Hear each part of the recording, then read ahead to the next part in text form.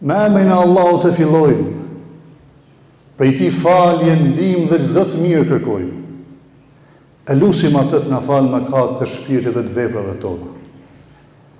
Atë të cilin Allahu e udhëzon, s'ka kush e humb. Dhe kushdo dhe secili që humb udhën, është Allahu ai që di dhe udhëzon. Prandaj ka lënë të hapur derën e kthimit dhe portën e pendimit. Dëshmojmë me përgjegjësi dhe deklarohemi të vetëdijshëm se nuk meriton kush të adhurohet përveç atij i cili ka krijuar dhe se Muhamedi është robi dhe i zgjedhur i Tij si lajmëtar i fundit për mbar botën e dërguar. Paqja, mëshira dhe bekimet e Zotit qofshin me të, me familjen e Tij të nderuar, me shokët e Tij fisnik dhe besnik dhe me gjithë besimtarët dhe besimtaret deri në ditën kur dalim para Zotit. Shumë dashur vëllezër besimtarë dhe ju motra. Është kënaqësi, por edhe përgjegjësi, që ne për çdo xumë takohemi vetëm për të kujtuar njëri tjetrit emrin e Zotit dhe porositë që vijnë prej Tij. Dhe në këtë xumë dua t'i kujtoj vetes dhe ju një fjalë përmbledhëse. Dhe ajo thot se Zoti ka qu fjalë, Zoti që krijoi njeriu i ka qu fjalë. Dhe për atë fjalë ka urdhëruar të lexohet në një akt për kushtimit të rregullt që ne e quajmë namaz. Dhe për këtë akt të rregullt, Zoti Gjallëshanu ka kërkuar objekt të cilin e nderoi kur e atriboi vetvetes e tha Bejtullah, shtëpia e Zotit. Dhe xhamia është ajo ku ne të bohemi, vend të bimi për të bërë për uljen, sezdën, së bashku, që në namazet tona të lexojmë, të këndojmë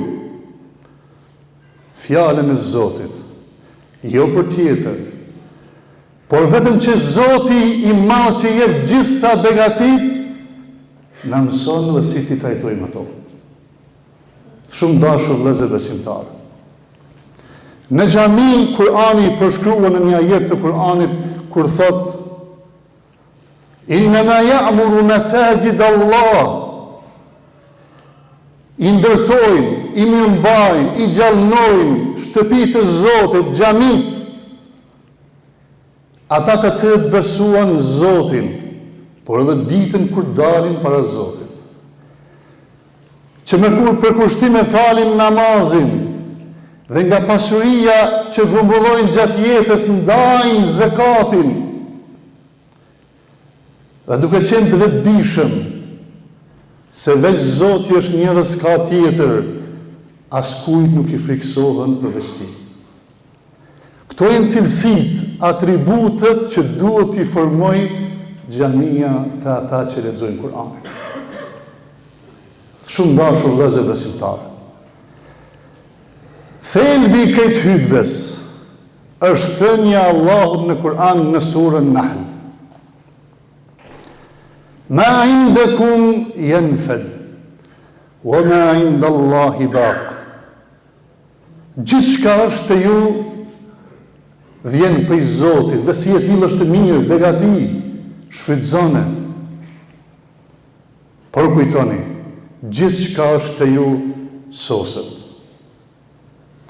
Veçka është të Zotit mbetet. Gjithçka vjen prej Zotit të ne është begati, kurse ajo që ngritet te Zoti mbetet, e mbetet trajtimi jon ndaj begative të Zotit. Njeti i mirë, fjala e mirë, vepra e mirë. Ilehi yas'adu al-kalimu at-tayyib wal-'amalu as-salihu yarfa'u. Te Zoti ngritet fjala e mirë, por dhe ta ngjitet edhe vepra e qelluar. Ky ajet të dashur vëllezër na kujton se gjithçka kemi është prej Zotit. Prej Tij në jetë duhet ecim me të, sepse një ditë tek ai kthehemi. Edhe vera janë ndron ritmin ulqimit. Rrugët mbushen, restorantet, hotelet, shtëpit hapen, turistat vinë. Gjithçka është begati në të njëjtën sure, surën Nahl, surën e begative. I Madhi Zot e kujton begatinë e detit. Dhe thot kujtonit mirën e Zotit se ai e nënshtroi për njeriu detin, për i cilit ne nxjerrim ushqime të freskëta, mbajmë stolit, perlat, dhe kërkojmë edhe të mira e begatit të tjera, por për qenë për sëmbari, duhet të jemi mirënjohës, la'allakum tashkurun. Mbase në këtë mënyrë, duke i njohur kështu begatit e Zotit, bëhemi mirënjohës.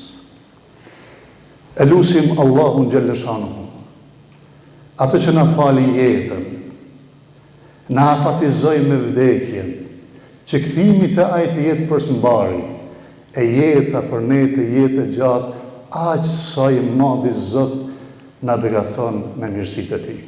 Aqulu qawli hadha wa astaghfirullaha li wa lakum.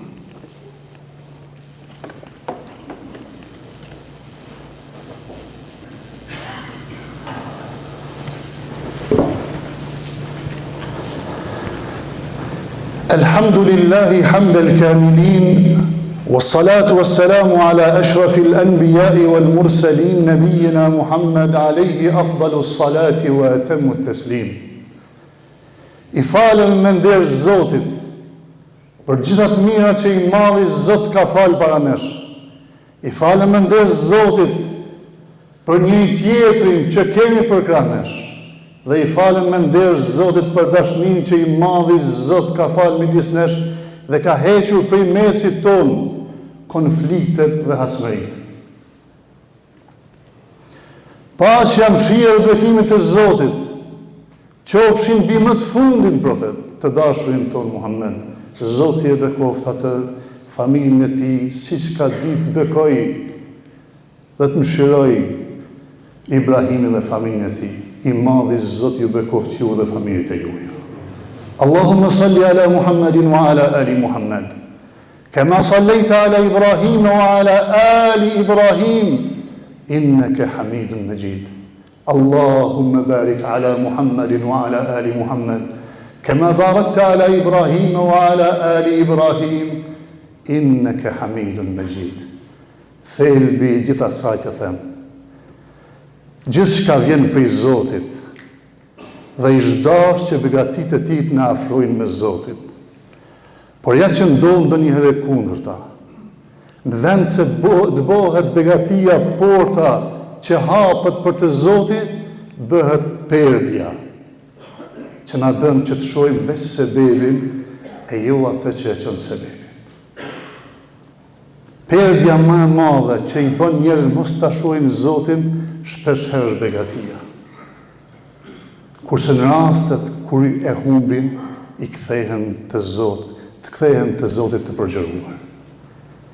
I dishmi i mençuri nga begatia afrohet te Zoti, po si fëmia në fillim, kur e merr dhuratën e përqafon dhuruesin, e nuk mashtrohet mas dhuratës.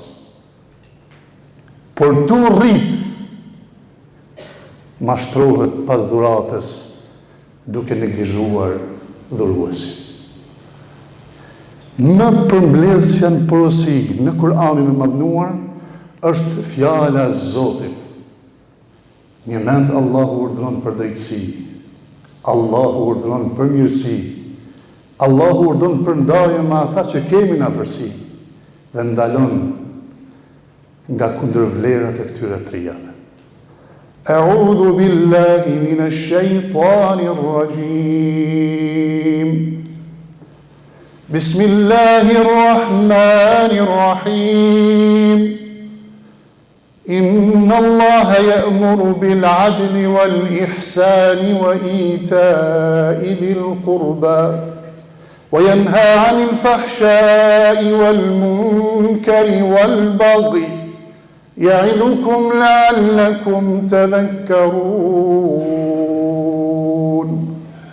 فاذكروا الله يذكركم واشكروه على نعمه يزدكم ولذكر الله أكبر والله يعلم ما تصنعون